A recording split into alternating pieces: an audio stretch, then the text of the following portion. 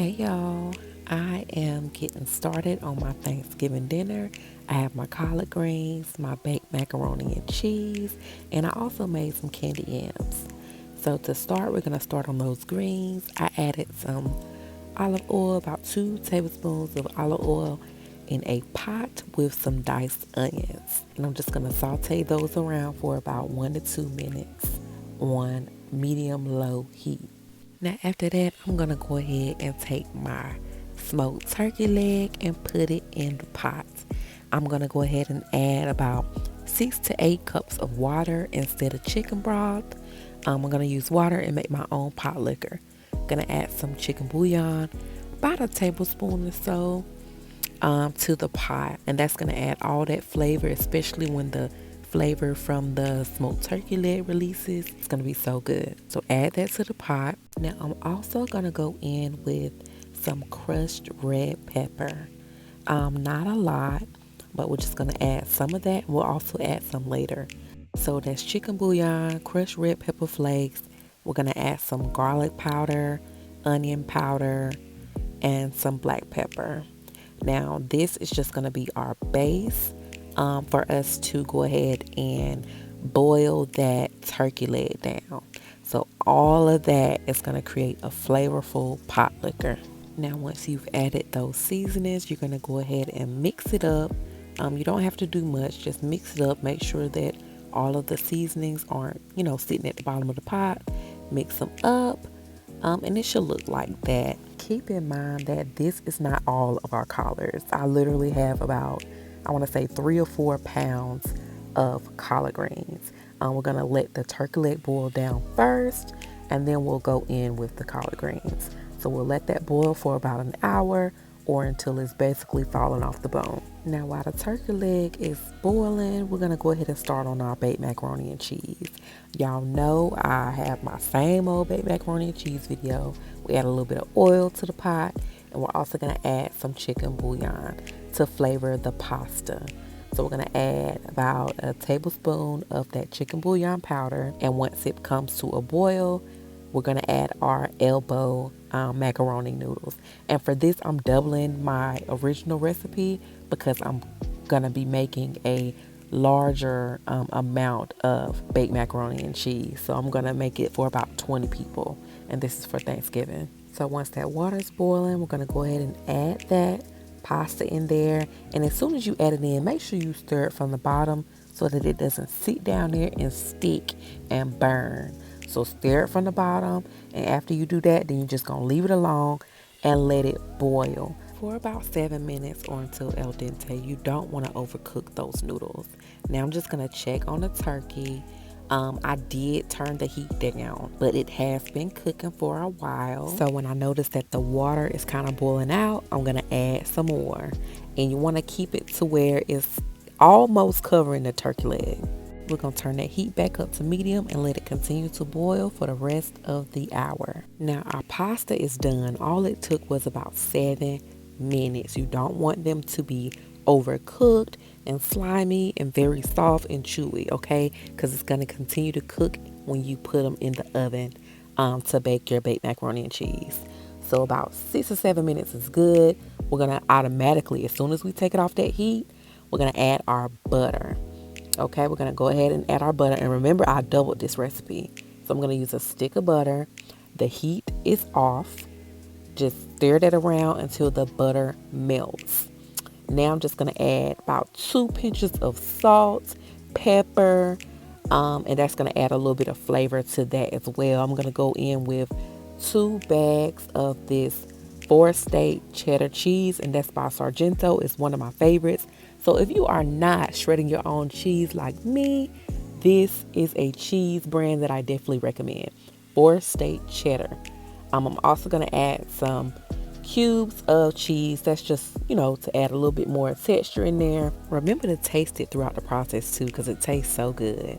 Now off to make our custard, I have 2 eggs and some sour cream. You can use more eggs or less, but I have 2 eggs, and I'm going to use about 12 ounces of sour cream because this recipe is doubled. So when I'm doing it for a smaller proportion or for the regular size, serving 8 to 10 people, that would have been about 6 ounces. But since I'm making it for about 20 people, I am doing 12 ounces of sour cream. So it won't be this whole 16-ounce container. It'll be 12 ounces. Once I get that in there, we're going to go ahead and whip it up. Mix it up well until it's fully mixed. Your eggs should not be showing or separated.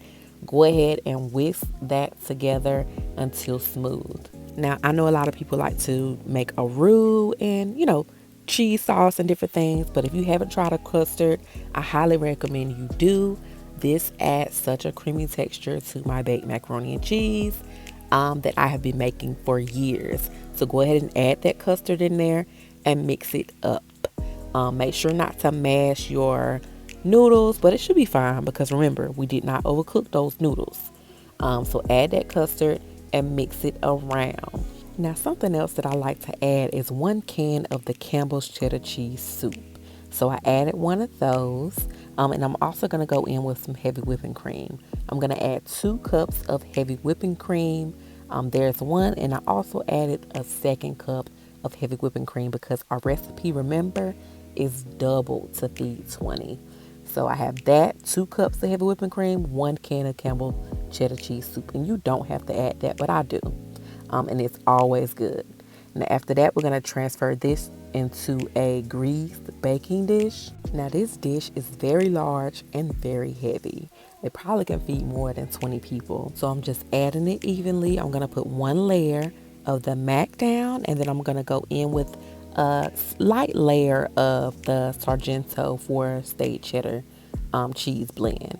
So put that, layer that cheese on there, and then we're going to go in with our top layer of mac. Get it all in there, y'all. It's so much, so creamy, and it's going to be delicious. So put that on top of that layer of cheese. And don't forget to let me know where y'all are watching from in the comments below. So let me know your state or your city that you're watching from so that we can connect. And as you know, all of my written recipes are available on my website, www.seasonedandsouthern.com. I'll leave the link in the description box below. Now, once I have all of that mac on there, I'm going to go in with my topping. I'm going to add some of this a cheddar cheese blend to the top of the macaroni and cheese.